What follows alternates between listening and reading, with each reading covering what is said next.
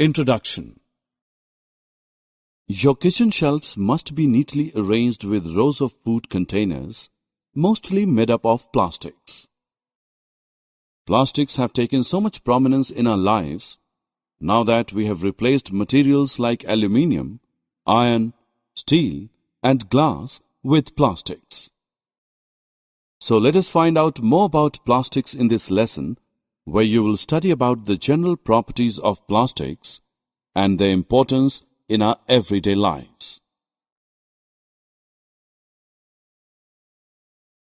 Objectives.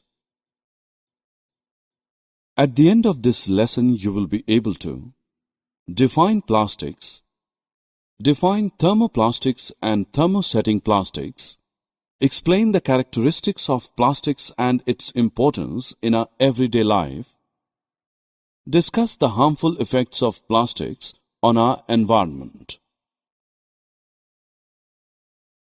We get the name plastics because of their properties to be molded, cast, or processed into a variety of forms.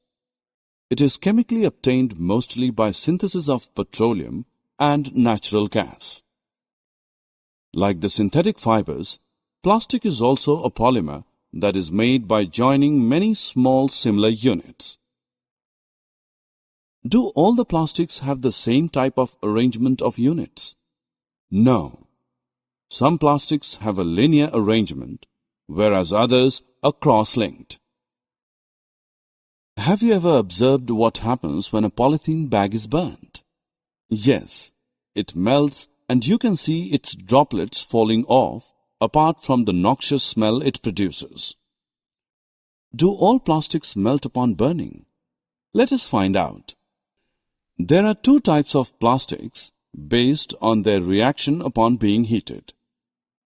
These are thermoplastics and thermosetting plastics. The constituent units of thermoplastics have a linear arrangement. On being heated, thermoplastics become moldable and soft.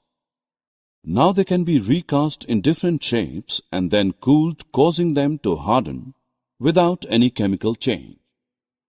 Therefore, they can be recycled. Some of the examples of thermoplastics are polythene, polyvinyl chloride, and polystyrene. These are used in manufacturing of water pipes, drain pipes, packaging, bags and bottles, toys, combs, disposable cutlery, CD and DVD cases. Thermosetting plastic have a cross-linked arrangement of their constituent units. These can be melted and take shape once only. After they have solidified, they stay solid. On subsequent heating, they do not become soft and hence do not change their shape. Therefore, these cannot be recycled. Bakelite and melamine are two examples of thermosetting plastics.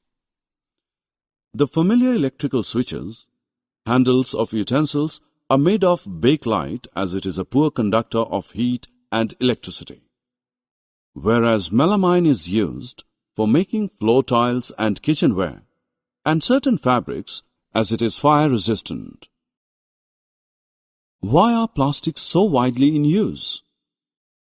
The plastic containers are mostly used for the storage of food grains, pickles, salt and spices, since these are relatively non-reactive and impermeable to moisture.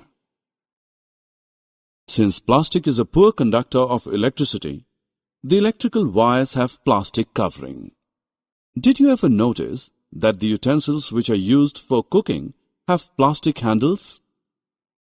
Plastics being poor conductor of heat, we can therefore easily hold the handle of a hot utensil. Not even a single day passes when we haven't seen or used an object made of plastic. It has taken so much prominence in our lives due to a number of its properties which make it convenient to use. It is used as parts in airplanes, spacecrafts and cars due to its light weight and strength. These are extensively used in the healthcare industry for packaging of tablets, as threads used for stitching wounds, syringes, doctor's gloves, and a number of medical instruments. Have you ever noticed the frying pan for cooking dosa? You would have seen a black coating on it. It is of Teflon, which is a special plastic on which oil and water do not stick. Thus, it is used as non-stick coating on cookware. You would be amazed to know that there are also fireproof plastics. Yes, the uniforms of firemen have coating of melamine plastic to make them flame resistant. Can we imagine a life without plastic? No, we surely cannot, because it is an alternate resource in the times of our dwindling natural resources. But what price have we paid for it?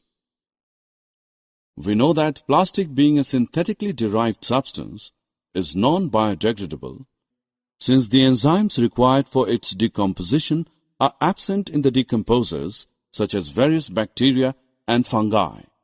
Thus, heaps of plastics are collected and dumped in landfills.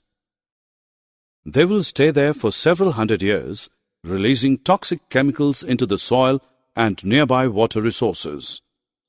Also, as plastics form a cover on the ground surface and are impermeable to water, the rainwater would not be absorbed into the soil, thus diminishing our underground water reservoirs. You must have seen cows struggling to take out food from the plastic bags thrown near the garbage heaps. They end up eating the plastic bags as well. It can choke their respiratory tract or form a lining in their stomachs, causing their death. On burning plastics, it releases toxic fumes into the atmosphere. Other plastic menace is the choking of drains, which leads to their overflowing and flooding during the rains. There are a number of steps that we can take as environmentally conscious citizens so as to safeguard our environment from the growing menace of plastics. We can replace plastic shopping bags with jute bags or handmade paper bags. Instead of littering everywhere, particularly on roads, we should put the plastic objects in the dustbins marked as non-biodegradable, thus segregating them from the biodegradable wastes. Sell plastic scraps to the scrap dealer for recycling.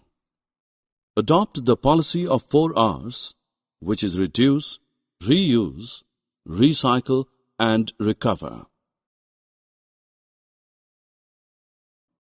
Summary. Let us summarize what we have learned. Plastics are polymers. Thermoplastics and thermosetting plastics are the 2 important types of plastics. Plastic is non-reactive, light, strong and durable, and a poor conductor of heat and electricity. Plastics find extensive use in the healthcare industry, building materials, and pipelines.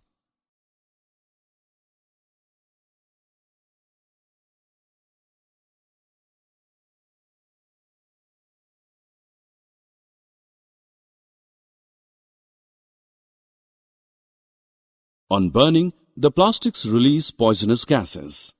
Plastics take several years to degrade because of their non-biodegradable nature. Adopt 4 R's.